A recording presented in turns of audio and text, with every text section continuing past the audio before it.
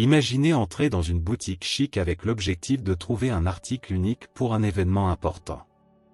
Vous êtes superbe dans cette jolie robe, et pendant un instant, vous vous sentez forte et rafraîchie. Mais soudainement, les choses changent. Une employée s'approche de vous avec un regard suspicieux et commence à faire des suppositions, pensant que vous essayez de voler sans raison. Tenter de rester calme ne fait qu'aggraver la situation, et elle devient tellement en colère qu'elle saisit et déchire votre robe. En raison de ses préjugés, vous décidez de lui dire quelque chose qu'elle n'aurait jamais imaginé, vous êtes une agente du FBI. Voulez-vous savoir ce qui se passe ensuite? Suivez-nous, aimez-nous et dites-nous ce que vous en pensez dans les commentaires. Juste un jour pour moi-même, rien de trop chargé. Je pensais que j'avais bien mérité une pause après des semaines de travail acharné au FBI, où j'avais dû examiner des affaires complexes et traiter une pile de rapports sans fin. C'est du moins ce que j'espérais pour aujourd'hui, pas de masque, de code ou d'yeux vigilants autour de moi. C'est juste moi, Dana Lewis, une mère dévouée, à la recherche de quelque chose de spécial à faire pour l'anniversaire de ma fille. C'était simple, je voulais juste une jolie robe. Quelque chose qui irait bien avec le dîner spécial que je préparais et qui pourrait aussi être un cadeau pour moi-même. Dès que je suis entré dans la boutique, le sentiment de calme a disparu. L'air était lourd, mais les vêtements sur des cintres en métal brillant donnaient à la pièce un air élégant. Les lumières étaient placées pour attirer l'attention sur certains articles. Je connaissais bien ces regards. On développe un radar spécial pour lire les lieux et les gens quand on travaille au FBI. Je n'ai pas manqué de remarquer que certains des employés me regardaient d'un air fermé quand je suis entré. Ils semblaient penser que je n'avais pas ma place ici. J'ai pris une grande inspiration et je me suis dit qu'il n'y avait qu'une seule raison pour laquelle j'étais là, et rien ne pourrait changer cela. C'était juste et équitable pour ma fille et pour moi. Pas pressé, l'employé est venu vers moi. La jeune fille semblait avoir une vingtaine d'années, ou peut-être même moins. Ses cheveux blonds étaient tirés en un chignon serré et son maquillage était parfait. J'étais certaine qu'elle n'avait aucune idée de qui j'étais ni de ce que je faisais, mais elle ne semblait pas heureuse de me voir. Elle a demandé avec un sourire faux, « Puis-je vous aider à trouver quelque chose ?» Il y avait quelque chose dans son ton qui me mettait un peu mal à l'aise, mais j'ai choisi de l'ignorer. J'avais une raison d'être ici et je n'avais pas le temps de m'inquiéter pour des petites choses. J'ai répondu avec un sourire, en restant aimable. Oui, je cherche une robe pour un événement spécial. Quelque chose de classique et élégant, peut-être dans des tons plus neutres, ai-je dit. Elle a répondu, oui, mais elle n'a rien fait pour m'aider ou me montrer des pièces. Elle n'a rien fait d'autre que de rester là, comme si elle attendait que je fasse le premier pas. J'ai décidé de regarder autour de la boutique par moi-même. En marchant près des rayons, j'ai observé les tissus et les petits détails des vêtements. Je pouvais sentir ses yeux sur moi de temps en temps, observant chaque mouvement que je faisais. Même si je savais qu'elle me surveillait, j'ai décidé de me concentrer sur mon objectif. J'ai trouvé une robe qui avait l'air parfaite. Le style était simple, mais la coupe était parfaite. Le tissu tombait magnifiquement, et je pouvais m'imaginer ma fille heureuse de me voir dedans. Avant de me tourner vers l'employé, qui me fixait toujours du regard, j'ai pris la robe et je me suis rapidement regardé dans le miroir. D'accord, je vais l'essayer, ai-je dit en gardant un ton léger. Elle a haussé les épaules. Elle a pointé vers l'arrière de la boutique et a dit, c'est là-bas, les cabines d'essayage. Elle ne m'a même pas regardé directement. J'ai essayé de rester calme en me rendant à la cabine d'essayage. J'ai mis la robe et j'ai vérifié mon reflet. Elle me allait parfaitement, et pendant un instant, je me suis senti rafraîchi. J'avais presque oublié les regards et la façon dont je me sentais jugé. Pendant un moment, il n'y avait que moi et mon image dans le miroir. Je n'avais pas à penser à autre chose. Mais l'air est redevenu lourd dès que je suis sorti de la cabine. Elle m'attendait, les bras croisés et un air de dégoût sur le visage qu'elle n'a même pas essayé de cacher. « Vous allez vraiment l'acheter, ou vous l'essayez juste pour vous montrer ?» a-t-elle balancé soudainement, sans essayer d'être subtile. Je n'étais pas prête pour cette question. Je ne m'attendais pas à ce que le ton soit aussi sarcastique et impoli. Ça m'a fait mal, mais j'ai essayé de ne pas le montrer. Je savais exactement ce que ces petites piques étaient censées faire, et plus tu réponds, plus l'autre personne a de pouvoir sur toi. J'ai pris une grande inspiration, j'ai essayé de rester calme et je l'ai regardé droit dans les yeux. Oui, je compte l'acheter. Combien ça coûte, ai-je dit en gardant un ton neutre. Le rire qu'elle a laissé échapper était sec et presque méchant, et elle s'est rapprochée. Elle m'a regardé de haut en bas et a dit, « Je ne sais pas si vous avez remarqué, mais c'est une boutique haut de gamme. Vous savez, on ne vend pas à n'importe qui. » J'ai eu la nausée après avoir entendu cette remarque. Ce genre de commentaire me faisait penser à d'autres fois où quelqu'un pensait que je n'avais pas ma place quelque part à cause de la couleur de ma peau ou de la façon dont je m'habillais. Cette personne semblait prendre plaisir à rabaisser les autres, alors son opinion n'était que superficielle. « Dites-moi juste combien ça coûte. » « Je suis une cliente ici comme tout le monde, » ai-je dit, en essayant de rester calme. Elle s'est arrêtée et m'a regardé comme si elle n'était pas sûre de ce qu'elle devait faire. Je pouvais sentir le silence lourd, c'était presque comme si chaque seconde faisait grandir le stress entre nous. De l'intérieur, je voulais juste partir, mais je savais que je ne pouvais pas abandonner ni avoir peur. C'était juste une robe simple pour une fête avec ma fille, après tout. L'employé m'a donné un autre regard, mais cette fois ses yeux étaient plus audacieux. « D'accord. Je vais chercher l'étiquette de prix, » a-t-elle dit, en quittant les étagères derrière elle tout en se tournant sur ses talons. J'ai essayé de rester concentré en prenant une grande inspiration. Ça ne devrait pas avoir d'importance que j'étais là pour une raison personnelle. Lorsque j'ai vu cette robe, je me suis sentie légère, comme si je revenais à mes pensées d'adolescente simple sur ce que porter à un événement spécial. C'était quelque chose que je n'avais pas ressenti depuis longtemps. La couleur bleu profond de la robe la rendait très élégante, et les coutures et la coupe mettaient en valeur chaque détail. Je l'ai soigneusement prise et ai apprécié la douceur du tissu dans mes mains. À ce moment-là, cette pièce était tout ce dont j'avais besoin. Cela m'a fait fermer les yeux un instant et m'imaginer la porter lors du dîner avec ma fille. Je pouvais voir son sourire lorsqu'elle me verrait habillé ainsi, ce qui était différent de la façon dont elle me voyait habituellement. J'ai choisi d'enfiler la robe. Pendant une fraction de seconde, j'ai oublié Émilie, l'ambiance morose et les regards critiques.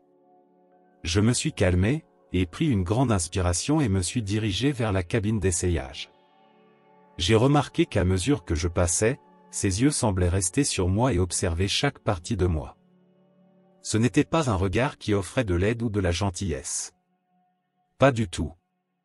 C'était le genre de regard qui laissait entendre des doutes et des jugements qui ne tentaient même pas de se cacher. Cependant, j'ai pris la décision que ce regard et cette attitude ne gâcheraient pas ma journée. Je me suis enfermé dans la cabine d'essayage et j'ai forcé un petit sourire. Aujourd'hui, rien ni personne ne gâchera ma journée, me suis-je dit. C'était presque agréable d'être à l'intérieur, dans le calme. Alors que je faisais glisser la robe sur mon corps, le seul bruit que je pouvais entendre était ma propre respiration. Lorsque je me suis regardé dans le miroir, j'ai vu quelqu'un de totalement différent de la personne que je voyais tous les jours au travail. La robe m'allait parfaitement, mettant mes courbes en valeur de manière élégante sans les exagérer.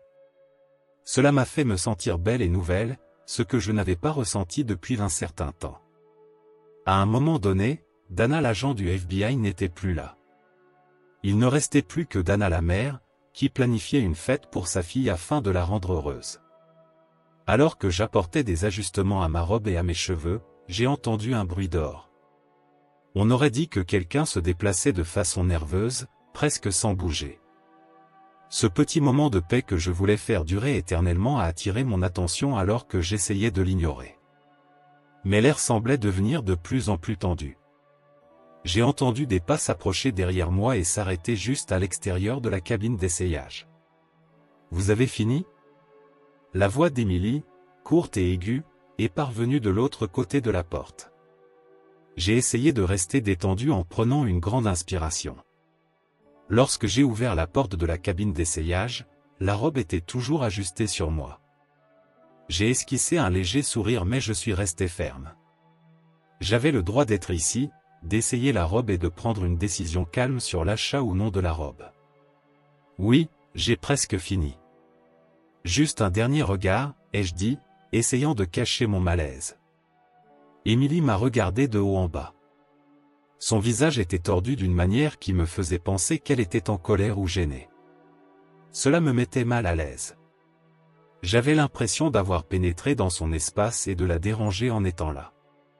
Mais je n'ai rien dit, je ne lui ai pas donné la satisfaction de répondre. Lorsque je me suis retourné pour me regarder dans le miroir, j'ai vu qu'elle continuait à me fixer, ce qui m'a fait me sentir encore plus mal. Vous savez que cette robe coûte cher, n'est-ce pas? Finalement, elle a parlé, et sa voix était acerbe. J'ai pris une profonde inspiration et gardé mon calme. Je pouvais voir qu'elle essayait de me faire peur, peut-être pour que je renonce et parte. Mais quelque chose en moi me disait que je ne céderais pas à ce moment-là. J'avais traversé bien pire au travail, et rien ne me disait que je devais accepter ce genre de traitement quand j'étais censé passer un moment agréable et détendu. J'ai répondu fermement, oui, je sais. Laissez-moi juste un moment pour réfléchir. J'ai vu que ma réponse l'énervait encore plus. Émilie a pris une grande respiration et semblait mal à l'aise, mais elle n'a pas essayé de cacher le dégoût qu'elle ressentait. Juste au moment où j'étais sur le point de mettre fin à la discussion, de retirer la robe, de revenir à mon rôle de cliente et de poursuivre mon achat, elle a fait un pas en avant et a saisi le côté de la robe avec force avant que je puisse répondre. « Qu'est-ce que tu sais ?» Elle a tiré sur le tissu avec une grande force et a dit « Je ne pense pas que tu devrais même toucher cette pièce. » Avant d'entendre le bruit, j'ai ressenti la déchirure. La couture latérale de la robe s'est déchirée, produisant un bruit sec et fort qui a résonné dans la cabine. J'étais choqué en pensant à ce qui venait de se passer et en la regardant. Elle a lâché la robe avec un demi-sourire sur le visage, comme si elle avait enfin fait ce qu'elle s'était fixé comme objectif depuis le début. Il n'a pas fallu longtemps pour que la colère suive le choc. Non seulement elle avait ruiné ce que j'étais sur le point d'acheter, mais elle avait aussi interrompu mon moment. Je n'arrivais pas à croire qu'elle avait fait ça. J'ai baissé les yeux et vu un morceau déchiré pendre sur le côté de la robe. C'était un rappel brutal de combien elle me méprisait. « Tu sais que tu ne devrais même pas être ici », continua Émilie, mais cette fois sa voix était remplie de mépris. « Ce n'est pas un endroit pour des gens comme toi. » J'ai pris une grande inspiration et essayé de retenir la colère qui montait en moi. J'avais envie de crier et de répondre, mais je savais que faire un esclandre ne ferait qu'empirer les choses pour moi. Mes sentiments en tant qu'agente me disaient de garder mon calme et de ne pas agir sans réfléchir. Ce n'était pas une opération, cependant. C'était ma vie, et j'avais le droit d'être traité avec respect, tout comme tout le monde. Alors que j'essayais de me calmer, j'ai entendu des rires venant du comptoir. On aurait dit que tout le monde là-bas pensait la même chose qu'Émilie à propos du mauvais traitement. On pouvait sentir le stress dans l'air. J'étais certaine que si je laissais passer cela, je me sentirais battue en partant. J'ai essayé de reprendre le contrôle en disant, je vais payer la robe, déchirée ou non. Mais je ne vais pas tolérer ce comportement. Mon corps était rempli d'énergie, et mon désir de parler à Émilie ne faisait qu'augmenter. Je tenais l'ourlet de la robe et sentais le tissu déchiré contre ma peau. C'était une mémoire physique de son impolitesse. Je savais que je devais garder mon calme. Parce que j'étais une agente, je savais comment gérer des personnes comme elle et j'avais la patience et les compétences nécessaires pour faire les choses correctement. Une confrontation directe aurait pu empirer les choses. J'ai essayé de lui montrer que je ne me laisserais pas intimider par son regard en plongeant mes yeux dans les siens. « D'accord, je vais payer pour ça », ai-je dit d'une voix forte mais calme. Émilie a réfléchi un instant, mais le sourire heureux sur son visage s'est rapidement transformé en douleur. Il était évident qu'elle n'était pas habituée à ce genre de réaction. C'est ce qu'elle pensait que je ferais, baisser la tête et partir, mais je ne l'ai pas fait. Bien sûr, si c'est ce que vous voulez, a-t-elle finalement parlé, mais son ton montrait qu'elle n'aimait pas ce que j'avais dit. Dans la cabine d'essayage, alors que je remettais mes propres vêtements, je pensais à toutes les fois où j'avais dû faire face à des situations difficiles au travail. D'habitude, je gardais mon calme, mais cette fois, c'était différent. Je n'étais pas en mission et je n'étais pas interrogé. C'était juste que j'essayais d'acheter quelque chose lorsque je me suis soudainement retrouvé confronté à de la discrimination. En portant soigneusement la robe déchirée hors de la cabine, j'avais l'impression que tout le monde dans le magasin me regardait. Mais au lieu de me faire peur, cela me rendait plus déterminé. Émilie attendait impatiemment près du comptoir. Elle tapait des doigts et me regardait. Lorsque je suis arrivé près d'elle, j'ai soigneusement lui étendu la robe, comme si elle comptait encore pour moi, même si elle ne se souciait pas de moi. « Voilà », ai-je dit d'une voix calme. « Ce n'est pas fini, mais je vais payer pour ça. » Le visage d'Émilie passait de la surprise à une légère inquiétude. Il était clair qu'elle n'était pas habituée à être remise en question. Les autres employés étaient plus prudents, ce qui pouvait signifier qu'ils savaient que les choses étaient en train de déraper. Émilie a saisi le prix dans la caisse enregistreuse, et le montant qui est apparu à l'écran était encore plus ridicule quand on pense à la mauvaise qualité de la robe. Je l'ai regardée tout le temps où je sortais mon porte-monnaie, retirais ma carte et la passais dans la machine. Dans son cœur, elle était déjà contrariée, mais elle a essayé de maintenir son air d'autorité. Elle a dit avec un sourire forcé, « J'espère que vous trouverez quelque chose de mieux la prochaine fois », et m'a tendu le sac avec la robe à l'intérieur. J'ai pris le sac et je ne suis pas parti tout de suite, car je pensais que c'était le bon moment pour lui donner une dernière réponse qu'elle n'oublierait jamais. J'ai commencé, vous savez, j'ai essayé d'ignorer à quel point vous étiez peu professionnel. Ma voix était basse mais forte. Mais j'ai l'impression que vous ne savez pas à qui vous avez affaire. Peut-être que je devrais vous expliquer. Elle a tenté de rire, mais c'était court et forcé. Le doute était évident dans ses yeux, mais elle est restée là, les bras croisés. « Oh, et qui êtes-vous, exactement? Une personne importante ?» Le magasin était silencieux, et tous les employés qui y travaillaient prêtaient attention. Il y avait un mélange d'excitation et de peur dans l'air. Après avoir pris une profonde inspiration, j'ai répondu d'une manière qui ne laissait aucun doute. Agente spéciale du FBI en charge des enquêtes internes. Croyez-moi, j'aurais beaucoup de choses à dire sur la façon dont certains employés se comportent de manière inappropriée. Le visage d'Émilie est devenu pâle immédiatement. Elle a ouvert la bouche pour se défendre, mais les mots ne sont pas sortis. Les autres employés se regardaient, visiblement confus et mal à l'aise. Le choc sur son visage montrait que les choses ne se passaient pas comme elle l'avait imaginé. Je l'ai regardé droit dans les yeux et j'ai dit, « Maintenant, j'espère que vous avez appris quelque chose sur le respect. C'est ainsi que je sors toujours des portes, la tête haute.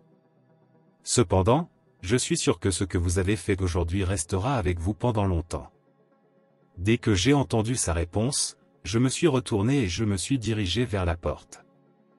J'ai fait des pas fermes, et mon cœur battait fort. En traversant la porte, j'ai vu que j'avais gagné plus qu'une simple robe déchirée. J'avais trouvé la paix et l'honneur, et surtout, on m'avait rappelé que personne n'a le droit de nous faire nous sentir inférieurs. Et en sortant de ce magasin, je savais que ce n'était pas simplement un acte de défiance. C'était un geste puissant. Même après être sorti du magasin, je ressentais encore un mélange de soulagement et de colère.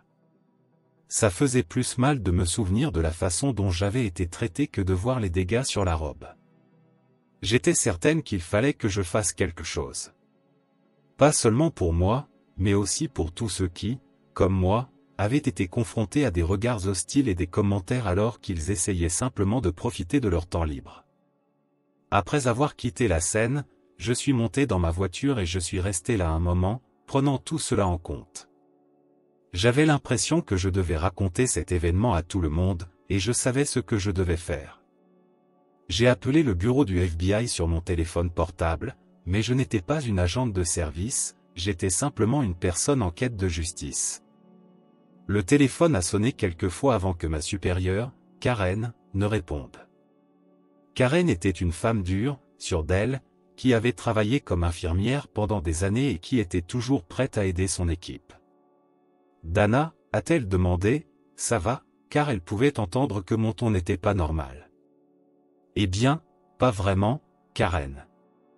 Laisse-moi une minute pour te parler de quelque chose qui m'est arrivé, ai-je dit de la manière la plus professionnelle possible.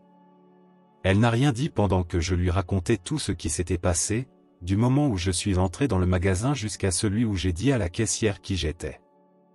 Karen écoutait attentivement et prenait en compte toutes les informations.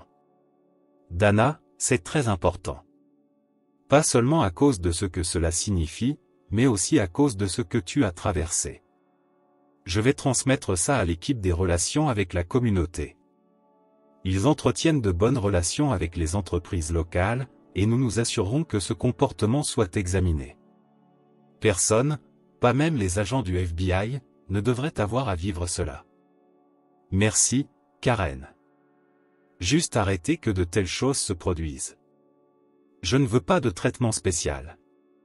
Le respect et la dignité sont en jeu, ai-je dit, me sentant mieux parce que je savais que ma voix serait entendue. Oui, Dana, ça le sera. Je vais suivre ça de près et te tenir informé de tout ce qui se passe. J'ai ressenti un poids se soulever de mes épaules lorsque j'ai raccroché. Je savais que je ne recevrais pas de réponse immédiate, mais cet appel était la première chose que j'ai faite. Ce n'était pas simplement une plainte formelle, c'était un combat contre un mode de vie qui existe encore dans certains endroits, ce qui est triste. Je pensais à ma fille en rentrant chez moi. Je pensais au monde que je voulais lui offrir, un monde où elle pourrait marcher avec fierté et confiance et ne jamais avoir à se soucier de ce que les autres pensent d'elle à cause de ce qu'ils voient. Je me sentais mieux en me garant devant mon immeuble. Ce n'était pas juste moi ce jour-là qui avait changé les choses, cela avait aussi changé quelque chose de bien plus grand. Je comprenais ce que signifiait la robe déchirée d'une nouvelle manière cette nuit-là en la regardant. Ce n'était plus simplement une jolie robe, c'était un signe de défi et un avertissement que nous pouvons tous nous opposer à l'injustice, aussi petite soit-elle. Avant de m'endormir, j'ai envoyé un autre message à Karen pour la remercier de son aide. J'ai reçu une réponse immédiatement. Ça va, Dana. Nous allons nous en occuper. Le respect doit être montré à tout le monde. J'ai souri parce que je savais que cette journée n'avait pas été vaine d'une manière ou d'une autre. Alors que je m'endormais cette nuit-là, j'avais l'impression d'avoir planté une petite graine de changement qui pourrait un jour devenir quelque chose de plus grand. Quelques jours plus tard, j'ai reçu un email de l'équipe des relations communautaires du FBI. Ils ont confirmé que la plainte avait été correctement déposée et que le magasin allait être examiné. La situation pourrait être corrigée par l'éducation et des actions légales. C'était le premier pas pour s'assurer que personne d'autre n'ait à traverser ce que j'ai vécu. Cet après-midi-là, j'étais à la maison avec ma fille quand j'ai entendu le téléphone sonner. Je ne connaissais pas le numéro, mais quelque chose me disait que c'était important. « Bonjour », ai-je demandé d'une voix professionnelle. « Madame Jones ?» On dirait que la personne au bout du fil était prudente, presque timide. « Oui, qui est à l'appareil ?»« Bonjour, ici Monsieur Parker, le responsable du magasin. Pour ce qui s'est passé dans notre magasin, je voulais m'excuser en personne. J'ai entendu parler de ce qui s'est passé, et je vous promets que nous ferons tout ce que nous pouvons pour que cela ne se reproduise plus. Emily a été mise en congé pendant que nous procédons à une enquête interne. Tous nos employés recevront également une formation sur la façon de gérer la discrimination et d'améliorer le service client. » Parker semblait dire la vérité dans la manière dont il s'exprimait. Je me sentais un peu mieux, mais je savais aussi que je devais profiter de ce moment pour insister sur l'importance de ce qui était en train d'être fait. Merci de m'avoir contacté, Monsieur Parker. Mais sachez que ce n'est pas seulement une excuse. Personne ne devrait être traité de cette manière, surtout à cause de stéréotypes et de préjugés, ai-je dit d'une voix ferme. Il s'agit d'années d'expérience. Je comprends, Madame Jones. Je vous promets que nous ferons tout ce que nous pouvons pour rendre notre magasin plus accueillant et respectueux pour tout le monde. Je serai reconnaissant d'entendre toutes vos idées sur la façon dont nous pouvons nous améliorer, a-t-il répondu, montrant une humilité qui m'a surprise. Je pense que travailler dur est un bon début, Monsieur Parker. J'espère aussi que votre équipe comprendra que le respect n'est pas juste une chose agréable à faire, c'est la base d'un bon service. Oui, Madame Jones, vous avez raison. Encore une fois, je suis vraiment désolé que vous ayez dû traverser cela. Nous sommes déterminés à rectifier les choses. J'ai ressenti de nombreuses émotions lorsque j'ai raccroché. D'une certaine manière, j'étais contente de la réponse du responsable. Mais je savais que de grands changements prennent du temps. L'appel m'a cependant donné de l'espoir. Peut-être que ce qui s'était passé était le début de quelque chose de plus grand, une chance de faire de cet endroit un lieu où tout le monde se sent bienvenu. Quelques semaines plus tard, j'ai reçu une offre du magasin lui-même. Parker s'est assuré de m'inviter à l'événement en tant qu'invité d'honneur, car c'était la réouverture après la période de reconstruction. Une partie de moi n'était pas sûre si c'était juste une démonstration de bonne volonté ou une tentative d'améliorer l'image du magasin. J'ai néanmoins choisi d'accepter l'invitation. Il était clair que ma présence là-bas signifiait plus que le simple pardon. Dans ce cas, cela signifiait l'importance de se lever contre les préjugés et de voir comment les choses pouvaient changer. Le jour de l'événement, je portais quelque chose de simple mais classe. Je ne voulais pas me faire remarquer par mon apparence, mais par ce que ma présence représentait. Dès que je suis entré, j'ai pu voir que l'ambiance avait changé. Il y avait une nouvelle équipe de service, et Parker accueillait les gens un par un à la porte d'entrée. Il m'a souri en s'approchant de moi, un peu nerveux. « Merci d'être venue, Madame Jones. Nous avons repensé chaque aspect de notre service après avoir lu votre rapport. » Il m'a serré fermement la main et a dit, « Ce n'est que le début du changement. J'espère que nous serons à la hauteur. » En répondant avec un léger sourire, « Je suis ici pour voir cela, Monsieur Parker. » J'ai remarqué qu'il y avait plus de personnes de différentes origines travaillant dans le magasin, car il était plein de clients. Parker semblait sincère dans son désir de rendre l'endroit plus accueillant. En traversant le magasin, quelques clients m'ont reconnu. Ils savaient probablement ce qui s'était passé car le responsable leur en avait parlé. Même si cela m'a fait me sentir mal à certains moments, je pensais qu'être là était un signe que de vrais changements étaient en train de se produire. Spencer est venu me voir une dernière fois avant de partir. Merci encore de nous avoir donné cette chance. Pour nous, ce n'est pas juste un retour. C'est un nouveau départ. J'espère bien, Monsieur Parker. Que cela soit le début d'une époque de respect et d'égalité, ai-je répondu. J'avais l'impression que ce moment mettait fin au cycle qui avait commencé cet après-midi tendu dans la boutique. Je me sentais que l'air autour de moi était plus léger lorsque je suis sorti du magasin grâce à une brise fraîche. Je savais que ce que j'avais vécu ne changerait pas le monde en soi, mais je pensais que peut-être j'avais commencé un petit changement. Cela m'a fait du bien de savoir que j'avais utilisé ma voix, non seulement pour moi, mais pour tous ceux qui méritent d'être entendus et reconnus. Je regardais ma fille jouer avec ses jouets sur le canapé lorsque je suis rentré à la maison ce soir-là. D'une certaine manière, cela m'a réconforté qu'elle n'ait aucune idée de ce que je venais de vivre. Elle n'a pas besoin de porter le poids du monde. Il était encore trop tôt pour qu'elle comprenne à quel point la société peut être compliquée. Trop souvent, la société n'est toujours pas juste. Je savais que mon rôle de mère n'était pas seulement de la protéger des mauvaises choses du monde, mais aussi de lui apprendre à les affronter de manière courageuse et intelligente. C'est pourquoi le combat que j'avais mené dans ce magasin n'était pas vraiment seulement le mien. C'était pour elle, pour les autres, et pour tous ceux qui doivent supporter le poids d'un verdict injuste. Je lui ai souri, l'ai embrassée sur le front, et me suis assise à côté d'elle. Je me sentais plus forte et plus stable lorsqu'elle m'a regardé avec ses yeux curieux. Il ne suffisait pas pour moi de bien faire mon travail ou de m'assurer que ma fille ait tout ce dont elle avait besoin. Maintenant, il s'agissait aussi de se battre pour un monde où le respect et l'empathie seraient la norme, et où personne n'aurait à s'inquiéter de l'apparence des autres ou de ce qu'ils pensaient en entrant dans un magasin ou en se promenant dans la rue. J'étais prête à voir ce combat aller jusqu'au bout, même si je savais qu'il durerait longtemps. Quelques semaines plus tard, Karen m'a appelé pour me donner des nouvelles de l'enquête. Le magasin avait été publiquement puni pour son comportement discriminatoire, et les employés avaient participé à des ateliers sur la diversité et l'inclusion. Emily, la salariée qui m'avait agressé, avait été renvoyée, mais il était clair que le magasin essayait de redresser la situation. C'était une victoire, mais cela signifiait qu'il fallait rester vigilant pendant longtemps. Je ne voulais pas seulement dire pardon, je voulais aussi changer une attitude profondément enracinée qui reste souvent cachée. Karen m'a remercié encore une fois pour ma promesse et pour avoir été la première personne à signaler ce qui s'était passé. Chaque petite chose que j'avais faite pour riposter pouvait mener à quelque chose de plus grand, même si je savais que le chemin n'était pas encore terminé.